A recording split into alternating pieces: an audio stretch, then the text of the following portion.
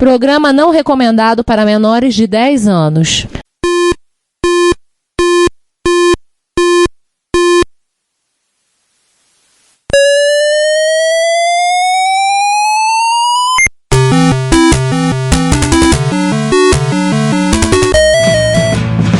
We bought it to help with your homework.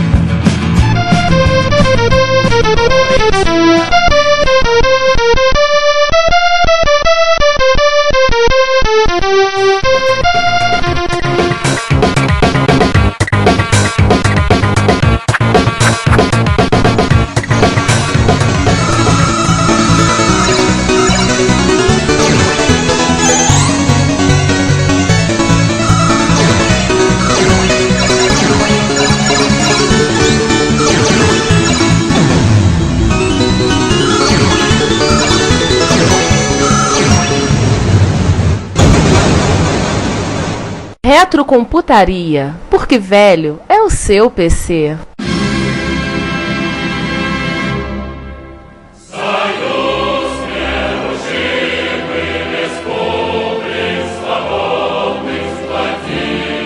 Bom dia, boa tarde, boa noite, camaradas. Sejam bem-vindos a mais um episódio do Retrocomputaria, o nosso podcast proletário socialista de retrocomputação. E como dizemos há 33 gloriosos episódios... Na Rússia Soviética, velho Peraí, mas fica igual. Tá bom, velho é você. E acompanhando nossa gravação, o camarada...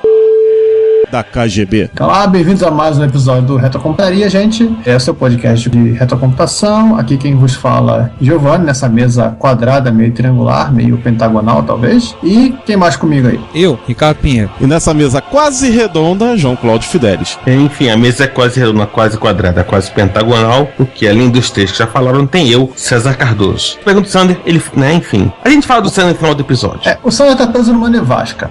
Tá. Há uma previsão que ele chegue em breve, mas vamos ver, né? É iminente, mas não necessariamente... No Expresso da Meia-Noite. É iminente. Diz a lenda que ele pegou um trem blindado em Berlim. Não, rapaz, ele foi deportado pra Sibéria. Ele tá quebrando pedra num gulag.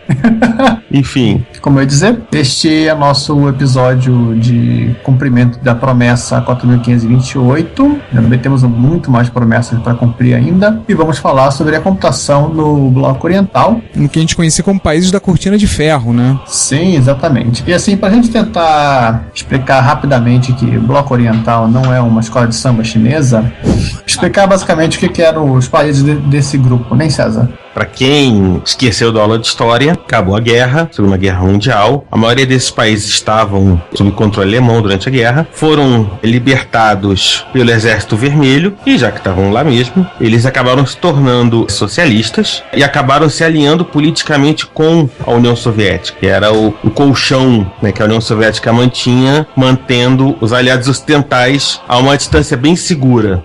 Vale dizer que a União Soviética, por si só, ela era formada, se não me engano, por 17 ou 21 repúblicas. 15 repúblicas. Fora as sub-repúblicas que tinham dentro de cada uma, né?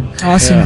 E ainda falando uma curiosidade, coisa que eu e o Ricardo temos ascendentes, temos parentes vindos de países ou até repúblicas. Como o pessoal sabe, meu segundo nome, Jursik, foi de meus antepassados migraram no século XIX da Ucrânia para Polônia. E meus avós, depois de terem passado um tempo, não no Gulag, mas passaram pela Sibéria. Minha avó Ana trabalhou, não foi parar na Sibéria, pegou menos de 50 graus, neve na altura do joelho, que é impressionante para uma senhora de 1,5 metro de altura. Vários os irmãos do meu avô, que era o Jursik, por si só, eles migraram para vários lugares do mundo. Eu já achei, pesquisando via internet, um Jursik nos Estados Unidos, alguns na França, e recentemente, que vocês devem ter ouvido falar daquele incidente do Windows 7 32 bits, o sujeito que criou o exploit é um primo meu, Matheus Jursik. Mas o exploit de teste, por favor, não vai achar que seu primo é um cracker maluco aí. Quando o Giovanni mandou isso, eu olhei e falei, caramba, o que meu primo fez? Apesar de eu não ter no sobrenome, a minha avó era de origem lituana. Ela saiu da Lituânia, que hoje em dia é um estado livre, mas era ex-república da União Soviética. Saiu também, como posso dizer, fugida do tio Stalin. Daí o meu sobrenome era pra ter Riskauska. Só que o meu avô que casou com ela é brasileiro e não botou no meu pai o nome. Não botou o Riskauska no teu pai. Eles migraram pra cá o quê? Anos 20, por aí, não foi? Foi.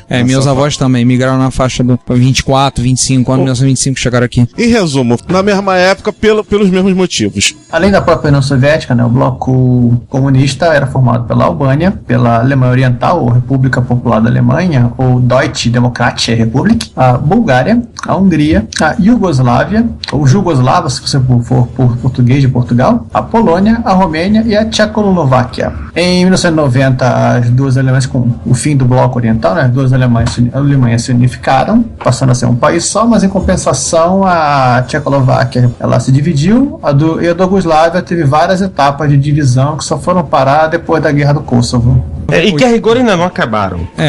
Foi no período de 1989, que foi o início da queda, né? Quando foi, na Polônia em particular, o Solidariedade foi eleito, Solidariedade dominou a Câmara dos Deputados e Senadores, e aí começou. Na Polônia, aí começou, foi no período de 1989, queda do Muro de Berlim. Começou em 89. Foi acontecendo, quem quiser mais, você pode procurar na Wikipédia pelo verbete Revoluções de 1989, você vai encontrar listado todos os fatos de todos os países daquela região, que aí começou a fragmentação do bloco, o bloco começou a ruir, alguém deve ter começado a gritar Break Down the Wall, né, como diria Pink Floyd, e começaram a derrubar o muro, literalmente o Muro de Berlim caiu, foi destruído, e a coisa foi num prazo máximo de 3 anos, todo mundo deixou de ser. Mas enfim, esse não é um podcast de história. Não é o History Channel. O History Channel não fala de história, pô, mano. Pois é. Na época eu assistia, falava. Mas enfim, só uma observação, a gente tá falando fundamentalmente de um conjunto de países europeus, que até porque eles eram muito mais ligados entre si, havia uma série de outros países, tipo, também participavam de blocos socialistas, tipo Cuba, China, Coreia do Norte, Vietnã, em alguns momentos a Índia andou namorando, a própria Afeganistão durante um bom tempo, mas esses países, eles não estão no mesmo nível de integração que tinham as economias do bloco europeu oriental, então a gente não vai falar deles. Tem uma outra coisa assim, só para complementar, além deles terem assentos em lugares curiosos, em letras ainda mais curiosas dos países do bloco que trabalham com caracteres latinos, uma parte deles também trabalha com o alfabeto de São Cirilo, ou o alfabeto cirílico. Aí é quase um meio termo entre o alfabeto latino e o alfabeto grego. Tanto que quando vocês veem que os 3 Cs e o P, na verdade o que vocês estão vendo ali são os 3 S e um R. E além da União Soviética, era a Bulgária, a Albânia e algumas repúblicas da Iugoslávia, um pedacinho de nada da Tchecoslováquia. Algumas repúblicas Iugoslávias, leia-se onde haviam sérvios. Porque, tipo, o servo-croata é a mesma língua, só que os croatas escrevem alfabeto latino e os sérvios escrevem alfabeto cirílico. E pesquisando, eu descobri que tinha um cotoco da Tchecoslováquia que também escrevia em cirílico. A cotoco mesmo, esse extremo leste do... Então vamos lá, vamos falar do cenário desse bando de países aí. Acho que a primeira coisa a te lembrar é a notação polonesa reversa, né? RPN, para os íntimos. Todo mundo que usou uma calculadora científica da HP teve que aprender a usar esse método. Quem resolveu programar em forte na vida, seguiu aquele roteiro da Microsistemas, saiu lá pelo número entre os 30 e 40, não lembro exatamente também. O sistema de RPN, né? Notação polonesa reversa, HP começou a adotar nos anos 70. E como é que trabalha? Na notação polonesa, você coloca num cálculo, fazer 2 mais 2. Como é que nós escrevemos? 2 mais 2 igual a 4. Como é que era na polonesa? Mais 2 igual a 4. A RPN era reversa, isso significa que o operador vem depois dos operandos. Então você teria 2 e mais. Se você pega uma calculadora daquela, você vai botar 2, Enter, 2, depois a operação. Do início é complicado para você pegar, vou dizer de prática minha. Eu tenho uma 32, tá comigo há mais de 20 anos, essa calculadora tá bem surradinha, mas eu gosto dela, tem muita simpatia, e no meu celular eu coloquei um emulador de uma HP48, que aliás a HP48 é como você pode diagnosticar um engenheiro. Todo engenheiro tem um HP48. Eu não sei, pelo menos na minha época, nos 90 de faculdade, você podia identificar um engenheiro pela sua HP48. Como dizia um amigo meu, não fala mal da Cremilda. Cremilda? Esse é o nome dela. Ah, tá bom. Até você pegar o jeito, demora um pouco. Depois que você pega, você entende o sistema, é até mais rápido para fazer contas, até mais eficiente. Mas não é trivial. Custo máximo, você tem que botar o número, Enter, depois colocar o segundo e fazer a operação, é meio esquisito. E ela trabalha com pilha, né? Com empilhamento dos dados, né? Sistema de dados em pilha. Teve uma curiosidade que tinha as calculadoras da Sinclair Radionics. Sinclair Radionics significa Sir Clive Sinclair. A empresa que ele teve antes de fazer a Sinclair Research. Elas usavam RPN também, né? Interessante isso. Uma outra coisa que eu queria citar rapidamente por conta do curso da formação foi o trabalho do Power Dojs, que é um matemático húngaro. Eu acho que ele está no Guinness. O Power Dojs é um matemático húngaro que eu acho que ele deve estar no Guinness como a maior produção acadêmica do mundo. Ele teve uma vida muito longa, faleceu com mais de 90 anos, ele teve 1.475 artigos publicados em revistas científicas. Fora os psicografados, né? Oh. Psicografado até hoje. E aí, eu acho que a gente pode dizer que a gente não tem mais matemáticos e que o Erdős era um dos últimos matemáticos genéricos da área, né? Dos clássicos. Em matemática, o desculpa, Poincaré foi o último, né? No final do século XIX, mas o Erdős... Eram os últimos de raiz, né? É porque você... Apesar do pessoal achar que matemática não há foco, a matemática é muito simples, não. Matemática é um universo e tem muitas áreas. E depois de um tempo, já lá a partir do século XX, os matemáticos começaram a se especializar. Então, ele escreveu coisas em áreas muito distintas. Análise combinatória, teoria dos grafos, teoria dos números, teoria dos conjuntos, análise matemática, teoria das probabilidades. Cara, assim, são áreas distintas. Análise combinatória vai pro lado de análise numérica. Então, assim, vai pra análise matemática, que é outra coisa. Assim, é bem amplo. E pra quem aliás, assim, né, Ricardo? Se você acha que esse monte de coisa que você falou aí, com qual o cara estudou, não tem nada a ver com computador, reveja esses conceitos. Só lembrar uma coisa, gente. Quando alguém acha que matemático faz conta, só gosto de lembrar o seguinte: teoria dos números é apenas uma parte da matemática. Tem gente que sempre fala mesmo, se matemática, você está fazendo conta. Eu sempre diz, não, quem faz conta é engenheiro. Vai dizer, não, engenheiro resolve a conta na HP, matemático pensa. Sempre brinquei com isso, mas é porque teoria dos números é apenas uma parte. O Erdős era húngaro e uma produção acadêmica, assim, é claro que ele não escreveu todos os papers, ele participou desses.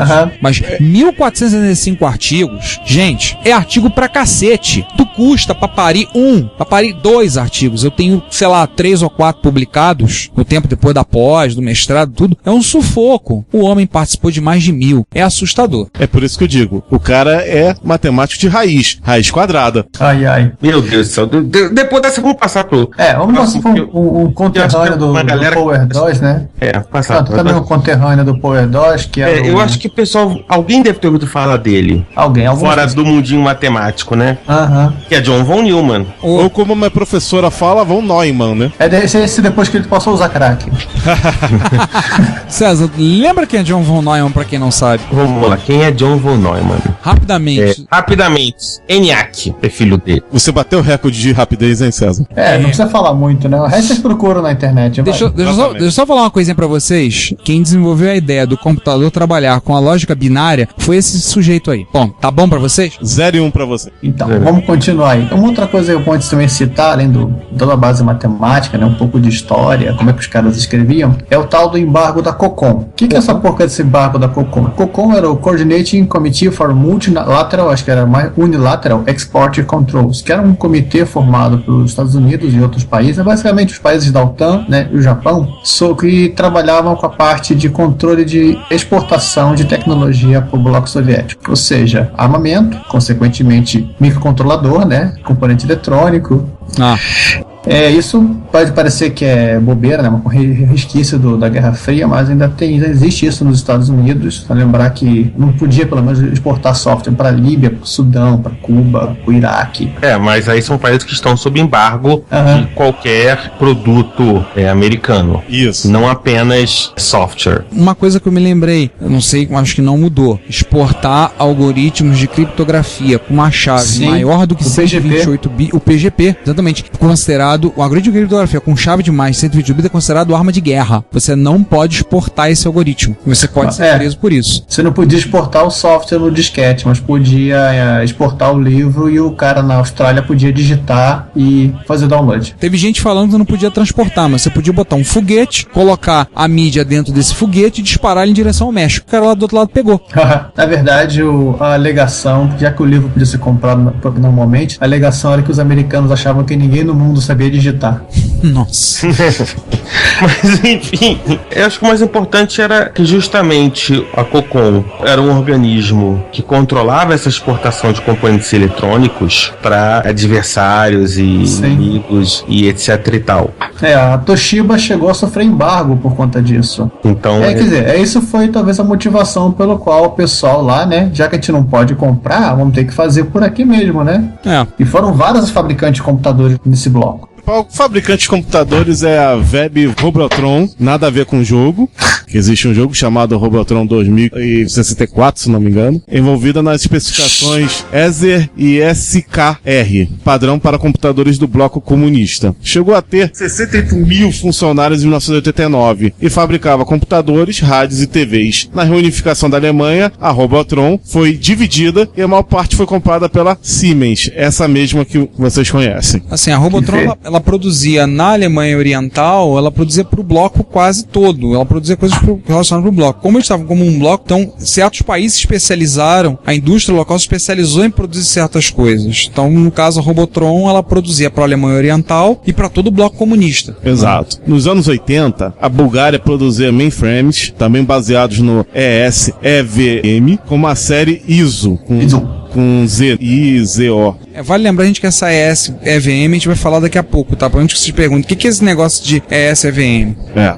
No auge, a Bulgária fornecia 40% dos computadores do bloco comunista, com 300 mil trabalhadores e uma renda anual de 13,3 bilhões de dólares, já convertidos da moeda local para o dólar. A Bulgária que era o principal, né? Tanto que até hoje, o pessoal que trabalha com demos e tudo, eu lembro que início dos anos 90, seguido a abertura, a maior parte dos vírus que pintavam na praça tinha origem na Bulgária.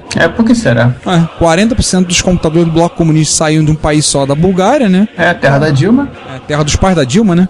É importante lembrar pra galera aqui do Pokémon pra cá que havia meio uma divisão de trabalho entre os países do bloco. Aliás, dentro da própria União Soviética havia uma divisão de trabalho dentro das repúblicas componentes. Por exemplo, falou da Lituânia. A Lituânia sempre teve uma força muito grande em software, né? A Bulgária, a Alemanha Oriental, elas sempre foram onde se produziam os computadores. Apesar de haver produção também na Rússia, a gente vai ver lá na frente. Sim. Mas é importante lembrar isso. Tipo, existia meio uma divisão de trabalho. Isso em todos os ramos, não só nessa área. Por exemplo, a Ucrânia era um dos países das repúblicas soviéticas a responsável pela parte de agricultura, só para vocês terem uma ideia. Era um lugar menos frio. Mais ao sul, né? Exatamente. Depois, em 1989, a indústria de computadores búlgara foi desintegrada. A maior fábrica, a Pravex, né? ficava a 60 quilômetros de Sófia, na cidade de mesmo nome. Outra grande fabricante que estava em Sófia e era conhecida como Eletrônica, com K, né? Além de fábricas menores que produziam monitores e periféricos. Aliás, pequenos fabricantes aqui não faltou. Mas aquele negócio, depois disso, depois de uma abertura, foi tudo pro saco. Foi. Quase igual que nem aqui, né? Mas acho que lá foi até mais grave, cara. Eu acho que lá foi mais violento. Que na época da reserva de mercado do fim, eu lembro que meu pai brincava o seguinte: quando acabar a reserva de mercado, o que vai sobrar no Brasil? A IBM do Brasil, a Unisys do Brasil, só assim. Lá não sobrou nem isso. Ele quase acertou. Vamos lá. Vamos começar com mainframes, mini computadores e as workstations. Ou seja, vamos começar por cima, né? Começar pelo grandão. Giovanni, o que é o ES-EVM? É a tradução de Unified System of Electronic Computers. É uma especificação que basicamente é uma mesma especificação do System 360 e System 370 da IBM, né, dos mainframes que foram comprados, foram localizados na própria Rússia, principalmente a parte de software, né, por causa dos caracteres. Representava assim, não só o modelo, né, o padrão a ser adotado pelos demais países, ou seja, computadores tinham que ser feitos em cima dessa especificação. Tanto que vários fabricantes produziram computadores da série ES. Inclusive, alguns dispositivos foram até feitos aqui em Cuba. Aqui em Cuba? Você mora em Cuba? Bem, comparado... É mais Giovanni realmente é mais rápido. Digamos que demora menos para chegar em Cuba do que para chegar em Moscou, ou em Sófia, ou em Budapeste, enfim. Com certeza, mas eu acho que o Giovanni ter falado aqui em Cuba é essa vontade dele realmente ter morado nos anos 70 em um país do bloco soviético. Aqui perto em Cuba. Melhorou. Apesar de ser um clone, né, havia uma certa parceria com os técnicos do padrão ES e a IBM, mas essa parceria foi meio que interrompida em 79 com o bloqueio norte-americano por conta da invasão do Afeganistão. Então, assim, o pessoal da União Soviética foi obrigado a fazer engenharia reversa no que tinha sobrado para saber o que funcionava. Foram lançados nos anos 60, essa série SVM, né? E até 98 foram fabricados cerca de 15 mil equipamentos. A parte curiosa é que tem institutos russos que ainda tem essas máquinas rodando por lá. E adivinha quem é a empresa contratada para dar suporte? A IBM? A IBM? Nossa! Só uma observação importante, Giovanni. Oi. Que primeiro, não era incomum a clonagem dos mainframes IBM. Tipo, Amdahl fez isso, a Hitachi fez isso, eu li a isso. Siemens do lado ali fez isso. Assim, não era incomum as pessoas clonarem o System 360 ou o System 370 e lançarem os seus computadores, seus mainframes. Não foi uma exclusividade dos camaradas fazer isso. Não foi. A diferença talvez é que a IBM chegou a fazer essa cooperação, né? Mas do resto não tem nenhuma grande...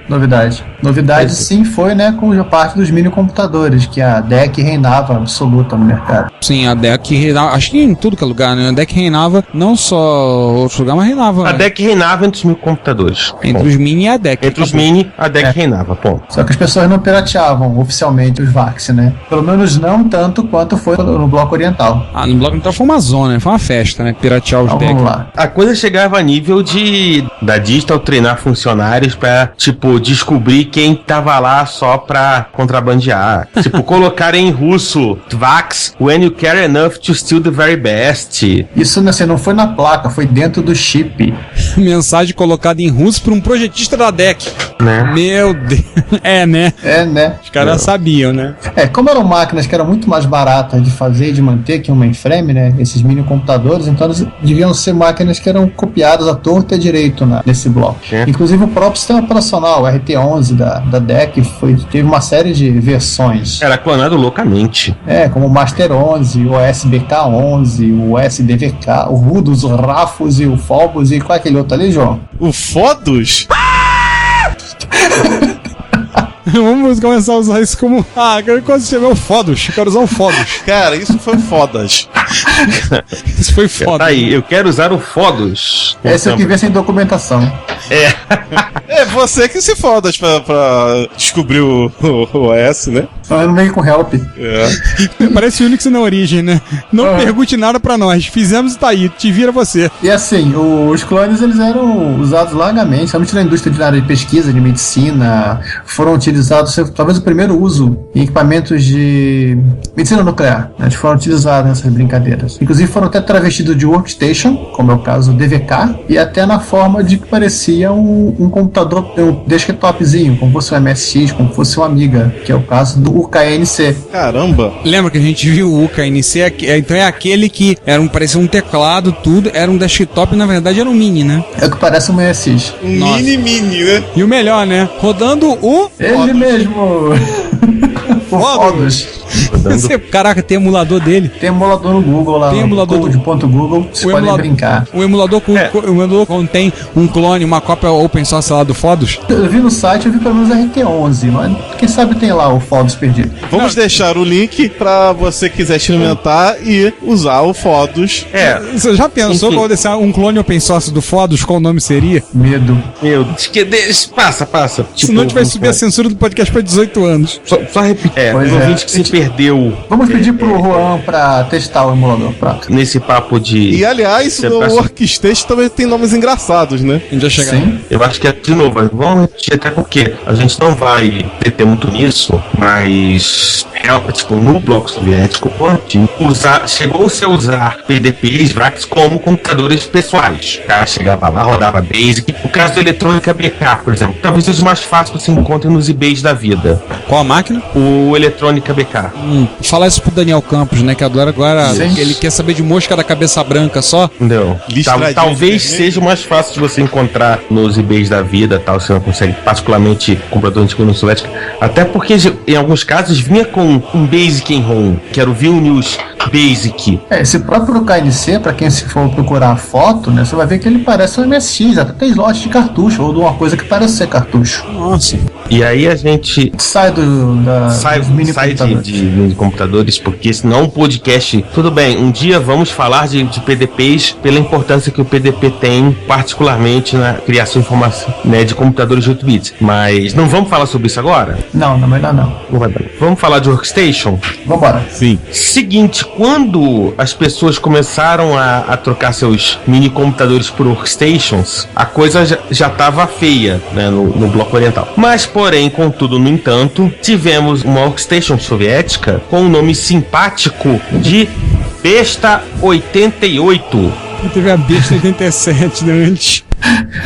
Agora eu fico imaginando se isso é alguma mensagem subliminar pra quem tá comprando. Não é. Assim, o Besta era um workstation com um processador 68010 ou 68020 da Motorola, e usava uma versão licenciada do Unix da TIT, um System 5 Release 3.2, que tinha o simpático nome de Bestix. A coisa só melhora. Só. E utilizavam para rodar programas como o Informix, como Oracle e tudo mais. E a parte interessante é que, inclusive, chegou a ser portada uma versão do Linux para ele. O problema é você ter que arrumar um Besta 88 primeiro, né? Tem que arrumar uma Besta primeiro. A Besta não é o irmão da mula, nem é o no carro, nem é aquele veículo grandão, tá? Aquela van grande não, tá, gente? Nem é o sujeito que está ao seu lado enquanto você ouve esse podcast. Mas aí fechando workstations, então teve uma produção, né? E vamos pro... Acho que a gente pode chegar pra clonagem, né? Como vocês lembram bem, né? Os caras estavam proibidos de comprar processador. Então, vamos dar o nosso jeito, né? Alguém vai puxar o tapete, aprende a pular. Então, é claro que PC foi clonado, não tem nem o que discutir. Então teve, baseado na expressão ES, teve os ES-PEVM na União Soviética, os Pravet 16 na Bulgária e os Robotron A7100 na Alemanha Oriental. Entre outros. Devido ao embargo, né, do Cocon, tínhamos falado, mais complicado, não dá pra você pegar facilmente o processador Intel, o MOS ou o Zilog. Então, jeito bem, vamos desmontar os caras, vamos fazer engenharia reversa, vamos aprender como funciona. E daí surgiram clones como, por exemplo, o U880, que eram clones da família Z80, toda a família Z80. Toda, os 80, os 80 PIO, os 8530, todo mundo. Só faltaram clonar o R800. Teve o U80-601, que era um clone do 80286, todos eles feitos pela Web Combinat Microelectronica, da Alemanha Oriental. Teve ainda o SM630, que era um clone do 6502, feito na Bulgária, provavelmente pela Pravets. E ainda teve o... Não foi o Jesus. Mesmo que eles não acreditavam em Jesus. KR-580-VM1, também um clone de Z80, na antiga União das Repúblicas Socialistas Soviéticas. Ou seja, não tem jeito, né? Eu falei, vamos puxar o tapete, aprender a pular. Não tem tu, vai tu mesmo. Não tem tu, vai tu mesmo. Mas não é só isso. Não só os clones, também vamos falar dos originais. Olá a todos, eu sou Daniel Caetano e vocês estão ouvindo Retrocomputaria.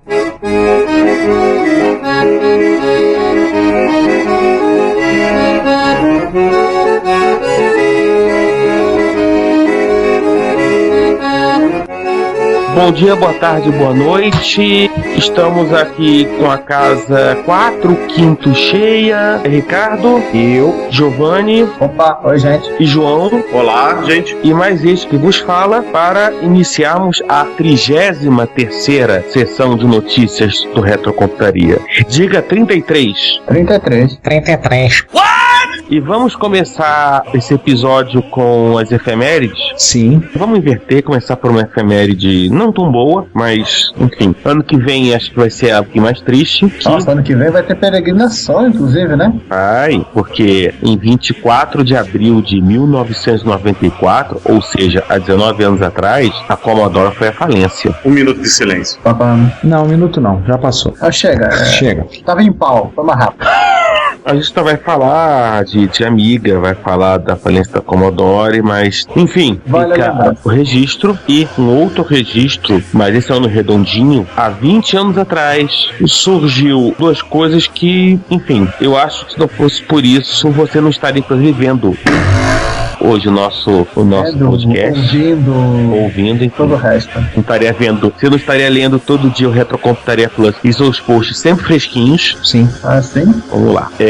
Há 20 anos atrás, o CERN, que depois partiram para coisas do tipo tentar descobrir Bóson de Higgs e apontar LH6. Tentar explodir o universo. Tentar explodir o universo. Botaram no ar um paperzinho relevante e junto o primeiro website. Sim. Primeiro website, obviamente no primeiro web server, e para você poder acessá-lo, obviamente o primeiro web browser. Que também, e aí tem uma outra efeméride que é essencial, que não é do primeiro web browser, mas é provavelmente daquele web browser que todo mundo usou em a maioria das plataformas que conseguiram utilizá-la, que são os 20 anos do NCSA Mosaic. Uau! Inclusive algumas pessoas até mesmo utilizaram esse cara sem saber que estavam utilizando o Mosaic. Tem alguns que se bobear estão querendo usar ele até hoje. Não é porque é o seguinte, parte do Core foi licenciado para a Microsoft quando eles fizeram o Explorer. Sim, tinha código do Mosaic dentro do Netscape, né?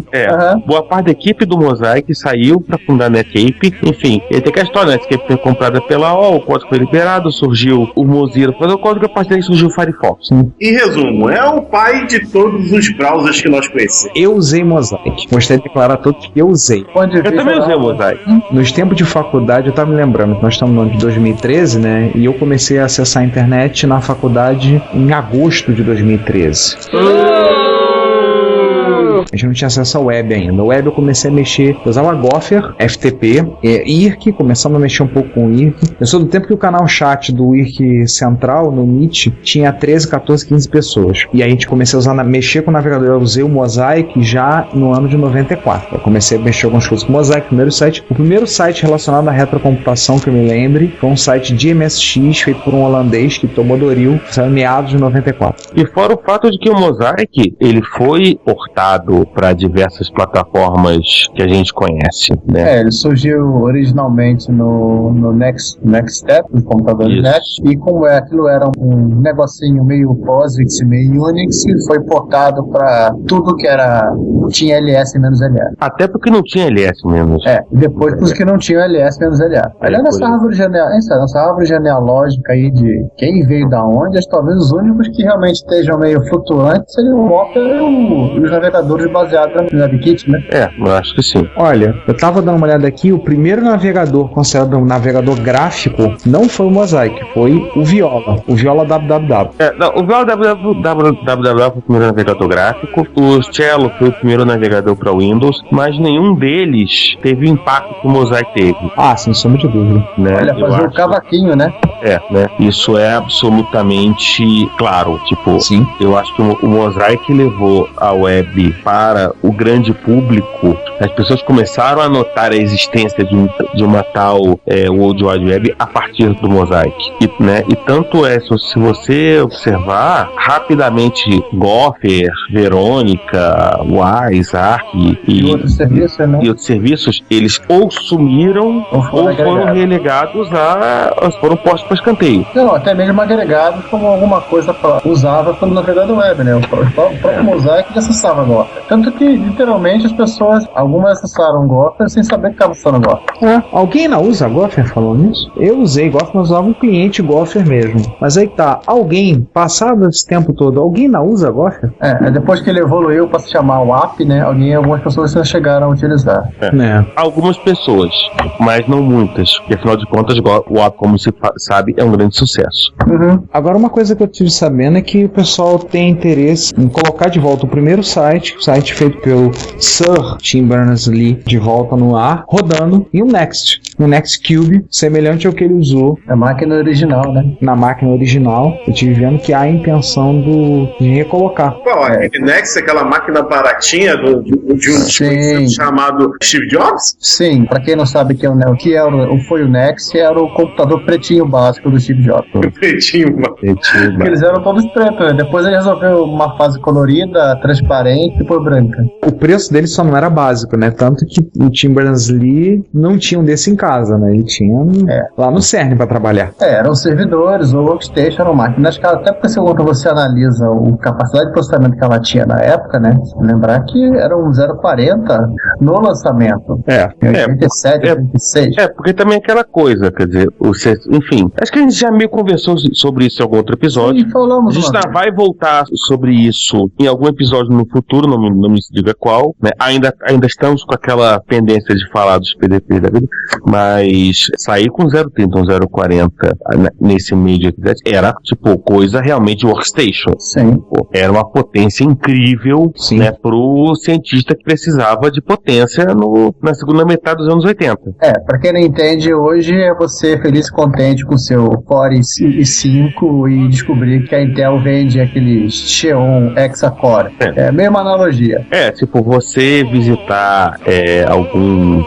Ou então você deve ficar muito triste. Você visita uma galera que vende workstation e, tipo, compara o que os caras têm pra vender com o que você tem pra comprar na Casa Bahia. Na Casa Bahia. Compara principalmente o preço. Mas enfim, esse não é um podcast sobre Workstation. Sim, nem servidor de alto rendimento. E muito menos um podcast pra fazer você se matar, ficar deprimido. E comprar nas Casas de Bahia. Exatamente. Então a gente toca a bola. Vamos falar de quem não devia ter ido, mas voltou? Vambora. E o Ivans voltou com o Retrobits Podcast. Opa! A gente é fã do Retrobits Podcast. Sim. E o mais legal, ele voltou com o Retrobits Podcast no episódio 143, entrevistando Bob Armstrong. Quem é Bob Armstrong? O cara que pisou na lua. Gizmos. Quem é Spare Time Gizmos? Volta ali atrás. A gente falou daquela plaquinha HDMI 120. SBC 6120. Vocês lembram disso? Nós falamos há algumas sessões de notícias atrás. Vamos falar apenas uma dica. Computador de parede. Ah, tá. Então ele entrevistou o Bob Armstrong, né? O cara que pisou na lua, não é isso? Não, esse era o Neil. O irmão dele. Deve ser parente. E ele já tá se preparando outras coisas aí pela frente. Então, porque, né? Agora, por exemplo, tá uma outra coisa que ele falou no podcast, e aí eu acho que vale a pena. A gente vai colocar também algum momento a gente vai falar disso no Retrocomputaria Plus. Hoje a gente já falou, enfim, sei lá, que é o Elf 2K. Ah, sim, o Elf 2K. O Elf 2K, que é, digamos assim, um Cosmic Elf para o século XXI, na reprodução do Cosmic Elf. Enfim, eu acho que a gente já falou disso, vai falar disso no... Sim. Por mais que eu considere que Cosmic é um nome horroroso. Ah, não, mas é horrível. Acho que é interessante citar que o Will Evans citou 2 podcasts sobre retrocomputação, né? O Chicken Lips Radio, que é um para foco em Commodore, e um que eu adorei o nome, né? Sobre programação de retrocomputação. Next Without For. Melhor nome. É um dos erros, todo mundo já viu esse erro. Quando começou a escrever em Basic, começou a escrever programa em Basic, viu esse erro. E é por um acaso da própria, né? E é por acaso da família. Sim. 2 podcasts que eu e o Ivan tá montando. Muito legal. Enfim, vai ser divertido. No mínimo porque, né Without For já é o melhor nome de podcast. Tirando, obviamente, Retrocomputaria, que a gente é hors-concurso. Sim. Que a gente é humilde, a gente é honesto e a gente tem um pouquinho que seja assim de inspiração. A gente é humilde, a gente é honesto e sabe que o nome é muito bom. Exatamente. Nós já somos os primeiros. Por que você quer tentar ultrapassar a gente? Pra que tentar? Não? Vamos falar. Já também eletrônica, né? Também eletrônica? Que beleza! Uma CPU toda feita em casa só com TTLs, minha gente. Jesus mesmo. É interessante, eu tava lendo um texto dele explicando TTL, falou meu design. Eu não sou engenheiro ou pesquisador na área de ciência da computação. Eu sou um hobbyista. A primeira máquina dele foi um ZX80, aprendi Basic, Assembly, vai explicando como montou tudo lá. Ele contando a história do projeto dele. Muito interessante. 2K de EEPROM, 1K de Static RAM, primeiro com outra máquina ele projetou. E aí você vai olhar em todo o projeto, as explicações, com direito a um displayzinho em LEDs, controle, memória, placa principal. E vamos uma parte do design da máquina está disponível, tem um PDF disponível, que ele explicou tudinho, passo a passo, como ele fez. E pra quem gosta, tem fotinhos de plantações de 74LS. Tem um outro nome pra TTL. Ou seja, um abraço para o Expert e pro CP500. Um abraço pra quem fez o Expert, né? E pra quem a Prológica também. Acho que é um abraço para todas as máquinas, né? Porque vou te contar, acho que os fabricantes dos 74LS sonham até hoje com a volta da retrocomputação, né? Pro grande mercado. O que eles venderam de chip. Por mais que os integrados custem centavos, né? Não é? Não. Basicamente você compra um 74LS e quanto é que tá um 74LS hoje em dia? Depende do 74LS, depende do que ele faz, o número de perninhas e o número de operações que ele faz. De centavos a reais. Por aí. Mas eu acho que com R$10 você faz a pé. Bom, deve custar menos do que uma cerveja. Sim. Enfim, bola pra frente. Já bola pro mato que joga de campeonato. Um SN74LS00 tá sendo 92 centavos. Se vocês comprarem mais de 25, tá mais barato. É 74 centavos no 74LS00. Até agora que eu achei mais caro foi o 74LS06, que tá R$1,30 a unidade. Não, tem um... Não, o 74LS mais caro aqui é o 541, 2,76. Isso que você compra um. Mas tá esgotado, então você vai ter que comprar o T73. Eu quero torrar meu dinheiro em 74LS. Poxa! Nós estamos falando do 74HC, né? Que são os circuitos mais novos, são mais rápidos. Geralmente só tem 280 fio e azio, sacanagem. Aqui só. Enfim, vamos parar, porque senão a gente só fica zoando 74LS, não faz mais nada nessa vida. Falando de 74LS, né? Enfim, vamos agora começar a falar de MSX, rapidinho. Pois claro. Uma turma que tinha menos o que fazer do que a gente, Muito resolveu fazer uma engenharia reversa no acesso a VRAM do V9938. O pessoal que vai pro encontro de Nismergen, né, não tem muito o que fazer, a equipe de desenvolvimento do OpenMSX resolve pegar um analisador lógico e começar a fazer medição. Vamos lá, qual é o objetivo disso? Primeiro, né, garantir a acurácia, desculpa o termo, mas enfim. A precisão, né? A precisão da emulação do VDP no OpenMSX. Sim, Né, inclusive eles analisam o corpo por cor através do osciloscópio, né? Ai, caramba! Tem metodológico, osciloscópio. Tipo, tem um bando de figurinha legal pra quem gosta. Pra quem entende, se entender legal, explica pra gente. Se não entender também, lê que é legal. E o primeiro comentário que tem, dos 64 comentários na página, o primeiro é o do Frisch. Muito interessante, né? Que a intenção com eles com isso é tornar trazer mais próximo, né? É justamente aquilo que fala que é o objetivo do MSX, né? Ser o mais próximo possível do MSX real. Então estão dando um bom passo pra isso. Sim. A gente fala que tinha que fazer e tal, porque, enfim, a gente não tem vergonha mesmo, mas, assim, é um trabalho que merece todo respeito, porque, tipo, levar um negócio lógico, analisar ponto a ponto, chegar às minúcias que eles chegaram, é absolutamente fantástico. Sim. Pois é. E fora o fato de que isso vai também ajudar o pessoal que vai desenvolver para MSX, não apenas emulador, e pro pessoal que vai desenvolver aí, por exemplo, cores para MSX Zona Chip, né? Sim. Rapidamente, só uma coisa que eu queria comentar, é que a curiosidade é que a máquina cobaia foi um Philips NMS 8250. Cara, é a máquina mais abundante que tem na Holanda. A MSX2 mais comum que tem na Holanda. Você costa pro lado na Holanda, você tá um. Acho que se você andar na rua, você tropeça em um. Você chuta uma árvore e cai uma. É o Expert da Holanda? Com a diferença que ele é melhor do que o Expert, né? É mais bem feito, né? Sim, da Philips. É a mesma coisa que o Spectrum na Inglaterra. Na verdade, ele não é exatamente da Philips. Ele é da Philips de marca, mas é feito pela Sanyo, mas passa reto. Ele é Philips de corpo, mas Sanyo de alma, tá bom. Se você for ver, tem fotos de encontros passados com pilhas de 8250. Tem uma foto da mesa onde tava o básico hoje na Lipa, o básico asterisco, ninguém sabe falar o nome dele. Há uma aposta do pessoal do Brasil, diz que alguém conseguir falar o nome dele ganha um micro no sorteio. Olha. Conseguir pronunciar o sobrenome dele. Ele tem uma pilha, uma foto com 12 empilhados. 2 pilhas de 6 cada. E lá no meu, achei o meu. Por um botão que eu olhei e falei... Qual deles? O que tá comigo. Tá. 80 é qual? É aquele que parece Expert ou é o que é All-in-One? Não, o 50 ou 55. E o 80 é a mesma carcaça. O 50 tem um drive, 55 tem 2 drives, o 80 tem 2 drives e uma placa extra com modo de digitalização. É o teclado separado. Sim. Exatamente. E pesam pra valer. André Tavares, um abraço pra você, né? Aqui, homens eram homens e os computadores eram pesados. Exatamente. Na verdade, o objetivo era que precisasse pra reforçar o dia que você pegava o teu Expert, o MSX e colocava lá. Então, vamos lá, voltando. Você falou de One Chip, né? Ele voltou. Não, e esse detalhe, já assim como foi previsto pelo João Pitoniza Fidelis, né? Exatamente. Ele voltou. Tem Killa, o mais famoso coreano do mundo MSX. Depois do Psy? Do Shark Sim. Enfim, do Shark Sim. E ainda mais famoso que o Kim. Pois é. Ainda mais famoso que o Kim.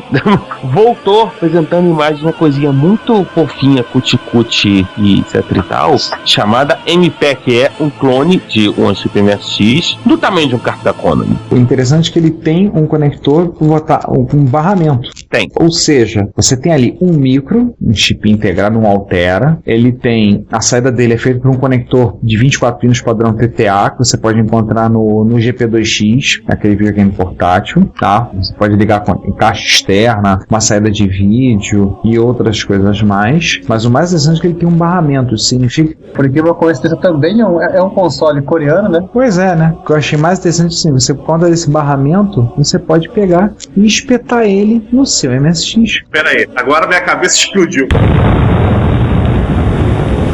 você vai espetar um MSX no outro? Exatamente. Imagina o que você pode fazer. Uau!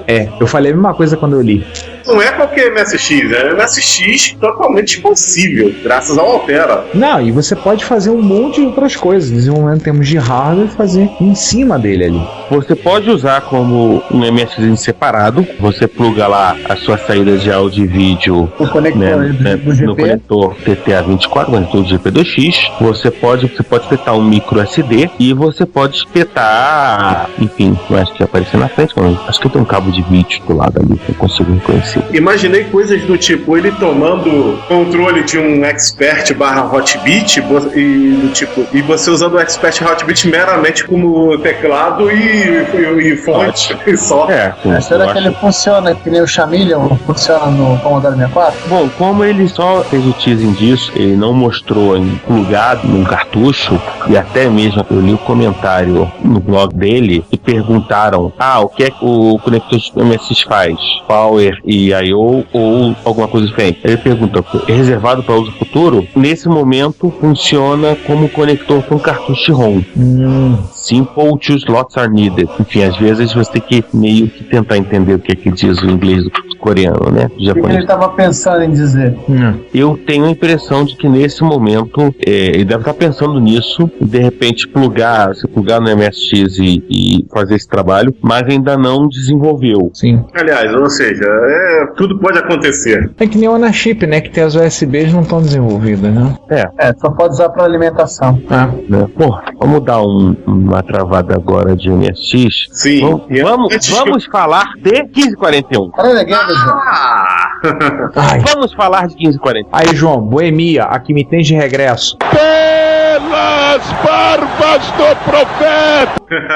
Suplicante lhe peço esse link, por um acaso, eu li num post do Greg Coa Hartman no Google Plus. O Greg impressionado com o que o cara fez. E o que o cara fez? O cara decodificou a GCR, que é o Group Code Recording, que é grosso modo, e aí João pode confirmar depois, como os dados são gravados no disquete do Commodore 64, no formato Commodore 64, ele fez essa decodificação em tempo real, coisa que era considerado impossível de fazer no 1541. Sim, isso aqui é uma coisa interessante para o Lisias, inclusive. Lisias. Isso, né? O que acontece? O 1541, como é quase um computador em separado, o que eles fizeram? A Commodore produziu alguns drives monstros, tipo com processadores de 2 MHz, chips para facilitar esse trabalho de decodificação da GCR, mas o 1541, que é o modelo mais popular, que é só um 6502 a 1 MHz, 2K de RAM e 16K de ROM. O que a Commodore fez? O 1541 é lento e não vai conseguir fazer essa decodificação em tempo real. Copiou o setor de 256 bytes num buffer. Nesse buffer, depois a CPU vê passa por cada byte do buffer, faz lá o que tem que fazer para decodificar. Está explicado na parte Commodore's Approach como faz, e aí joga na memória do computador, que é um dos motivos pelo qual o 1541, o outro motivo é o protocolo serial, pelo qual o 1541 é lento, né? Só que, como a Commodore permite que você suba seu próprio código para controlar o 1541, desde que esteja dentro dos 2K de RAM, o famoso fast loader, aí ele pôde brincar de fazer as coisas em tempo real. E aí vem a parte divertida, The Epiphany, na verdade começa no Cruise Approach, The Epiphany e The Tricks, e depois tem o código em si, que é um belíssimo código em assembler de 6502. Isso aí, pra quem gosta. E ele inclusive tem um demo disso, desse como funciona. Ele fez um chamado Shards of Fancy, que usa essa técnica de codificação de GCR em tempo real para o 1541. Esse demo participou da última, qual é o nome lá do evento? Da Revision 2013. Isso. Agora no finalzinho de março. Assim, é uma coisa assustadora. E pra quem gosta de se divertir com meios magnéticos. Gente, ainda em Commodore? Não, né? É que a gente tá assim compreendendo desse tamanho da pancada. Sim, tudo bem. Você foi do choque, né? Exatamente. Vamos conseguir um Commodore 64? Vamos lá. Commodore 64, né? Commodore 64. A gente vai colocar no link projeto bacana, bonitinho, etc e tal, você pode ligar um rádio FM ao seu Commodore 64. Meu Deus. Com direito a um programa para controlar a rádio FM do seu Commodore 64. Via user port. Isso. Olha, agora eu fico Eu tô vendo aqui a HUD do programa. É verdade. Eu agora só fico curioso com uma coisa. O áudio, ele vai por onde? Ele entra pelo áudio window do CID? Isso seria interessante, hein? Isso seria bem interessante se pudessem fazer a entrada e mixar tudo dentro do micro. Bom, eu não sei, porque coloca o pinal da user port do Commodore 64. Tem aqui a listagem, mas eu acho que não tem. Gente, pelo que parece, o áudio não corre pra dentro do computador, não, tá? Você tem que ligar uma caixinha à parte. Porque, na verdade, a user port, o que ela dá pra você, na realidade, é uma interface direta com um 65... peraí, qual é o nome daquele chip de I/O? 6522? Que são CIA. Você tá plugado direto num CIA. Isso vai acontecer semelhante àqueles cartuchos pro decodificador de MP3 que surgiu pra MSX e outras plataformas, talvez, né? A saída nele. O cara tá usando um módulo aqui de rádio AM/FM padrão que deve ter que só um receiver. Não, mas a ideia é legal, né? Ouvir radinho com o Commodore 64. Sim. O legal é você controlar com o Commodore 64, né? E facilmente adaptável, já que é um link serial, né? Você é facilmente adaptável para qualquer outro tipo de computador que você tiver disponível na sua mão para brincar. Cara, não dá ideia não, se na Cláudia vai ouvir, vai querer ligar meus MSX para ligar para ouvir noticiário. Pois é, né? E a voz do Brasil. Aquele programa geriátrico, né? A Voz do Brasil. Nossa. Meu Deus do céu. Ainda em Commodore, o que a gente pode pegar de interessante? O Color Patch. O Color Patch. Antes de a gente começar, eu já faço uma pergunta. Já não existe o Color Patch, que é aquele C64 travestido? Não, o Color Patch era um projeto da Commodore para desenvolver uma versão, obviamente uma versão colorida do patch, né? Só que ele foi cancelado por conta do Commodore 64. Aí esse tiozinho aqui eu vou pensar, já que a Commodore desistiu de fazer, eu vou fazer eu mesmo o meu próprio Color Patch. Já que o circuito, se eu falei o circuito desse cara aqui é um 6845 ou um irmão dele. É aquele negócio, né? Pra que a Commodore ia investir em fazer uma versão colorida do patch se ela já tinha o VIC-20 e posteriormente o 64, né? Já tinha desenvolvido o VIC-2, né? Então pra que ele vai? Não, e outra, eles lançaram o Commodore 64 travestido de Commodore Patch para as escolas. Não, mas o monitor era monocromático, ele era o Educator 64. Inclusive, vocês na página, tem lá no Project History, ele conseguiu demonstrar uma versão do Color Patch que tá, é o link de 18 de abril, o History, que tá bem legal. Ele já conseguiu fazer isso. Sim, tô vendo umas fotos aqui. Ligado inclusive num 1084. Sim. 1084S, pra quem estiver interessado. Então o patch ele usa o 6845. A última vez que eu li, ele tinha uma coisa muito parecida com o 6845. O cara tinha barato na época, né, pra produzir uma imagem na tela. Ele tá falando que ele pretende no futuro colocar um modo para chavear entre 40 colunas colorido e 80 colunas em preto e branco, ou até um modo colorido para 80 colunas. Porque o patch, originalmente ele é 80 colunas preto e branco. Ou 40 colunas. E o que ele fez? Ele aproveitou o acesso duplicado por quando 80 colunas para colocar as informações de cores. Interessante, hein? E ficou bem legal. Acho que vale a pena comprar porque tá bacana. E já que essa segunda notícia é quase toda Commodore, vamos terminar logo com Commodore. Com a Commodore, né? Bom, se você não ouviu falar, você vai ouvir falar agora do Vampire 500. Vampire 500. Vampire 500, tá. O que é o Vampire 500?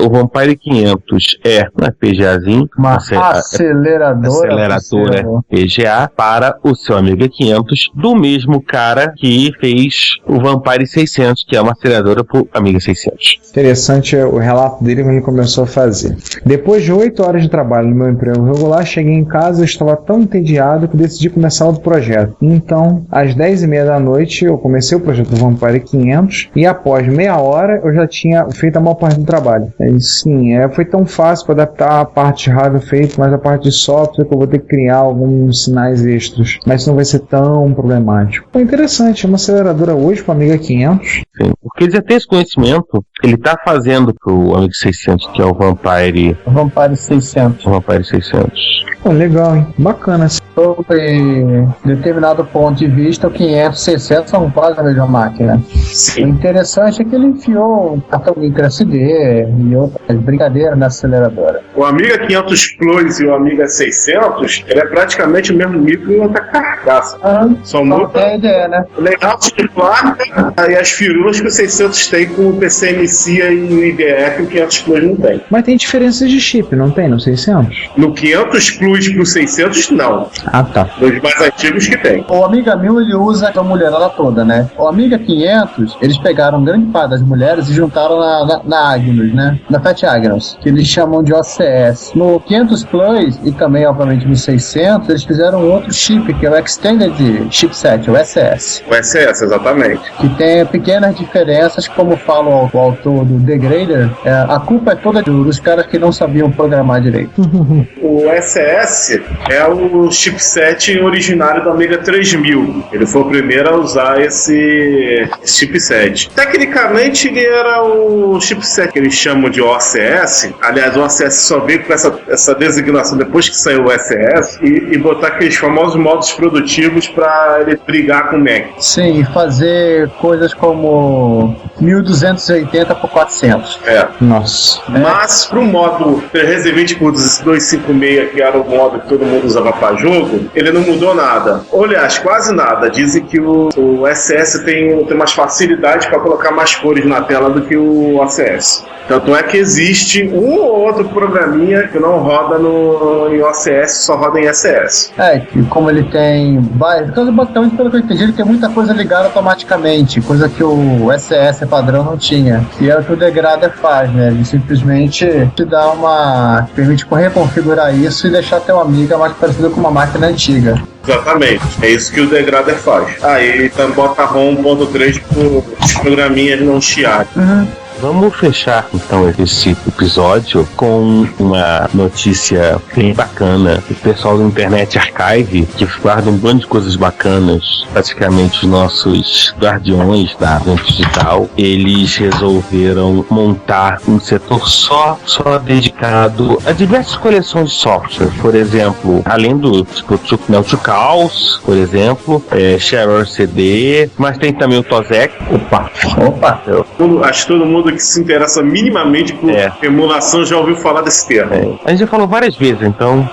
E tem o G-Barn também. Estão gravando diversos vídeos do G-Barn. E, enfim, acho que vale a pena vocês darem uma olhada. E, enfim, e se achar bacana, de repente, ajudar. Uma maneira de ajudar aí que você pode fazer pra ajudar os caras. Interessante isso, hein?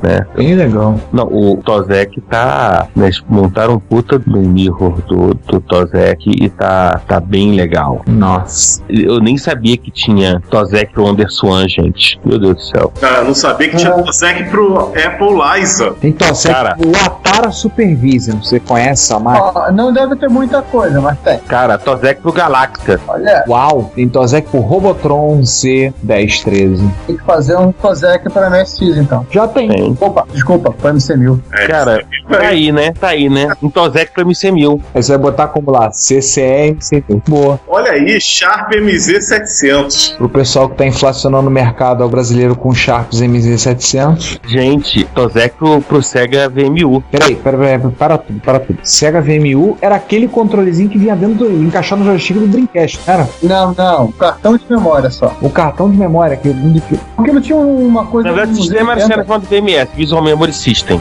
Cacilda. Gente, Tozec pra PC88VA, apenas o VA, é o TR dos PC8801. Cara, tem Tozec aqui pra um pouco de tudo.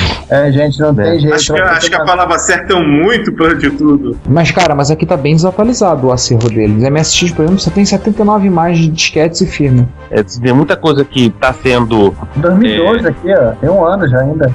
Descrito. Como é que é? Sim. Pioneer Laser Active? É óbvio que o mirror oficial continua sendo no Tozec10.org, mas, no entanto, se acontecer algum problema, pelo menos a gente sabe que tem um mirror no arquivo.org pra gente ter esse... Nós sabemos que o Jason Scott fez backup. Agora uma coisa, divirtam-se ao entrar no TOSEC, procura lá o item só MSX1. Entrem e olhem qual é a máquina que aparece na foto. Meu Deus, que medo. Meu Deus do céu, pra que isso? Nossa, não vamos falar no micro. Vocês aí, desculpa. Fica pra vocês, nossos ouvintes, deem um pulinho lá e vejam. E se divirtam com o fato, ou não. Ó, gente, desde que não apareça um CP400, tudo bem. Mas enfim, continua a sugestão de fazer uma sessão do TOSEC pro MC1000.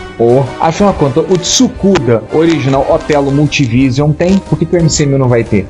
Aliás, alguém já achou o programa aquele tal do Mazda, aquele outro pra ver se roda no MC1000? Não, tem que procurar por Rabbit ou o Charlie Magnin. Isso. Cara, isso não acha nada sobre os computadores, em lugar nenhum do universo. Pô, vocês têm o link desse cara do TOSEC, é só pra ver qual é o MSX? TOSECdev.org, né? Eu tô aqui. Ah, meu, olha. Você achou onde encontra? Sim. Onde, no download? Não, acho que tem na chave aqui. Não, mas o acervo deles tá meio desatualizado. Não, mas tudo bem, eu já vi o MSX em questão. E a comunidade de usuários agradece. Então, e quem é mais profissional agora, hein? Quem é mais profissional agora? Quem vai saber mandar agora, hein? Sessão Búfalos d'Água. Ô, João, quem vai saber mandar agora? Mas enfim, tá um pouquinho desatualizado, até porque enquanto a gente tá comentando com o amigo internauta, o amigo ouvinte, o TOSEC mais novo tá em 13 de abril de 2013 e a versão que eles têm no Internet Archive está em 23 de abril de 2012. São 5 versões atrás. Pô, gente, calma. O Jesus Costa subiu o HD dele agora. Ia fazer o R5 ainda. Mas pode falar com um amigo que ele tem lá em Jaú. Tá calma nessa hora.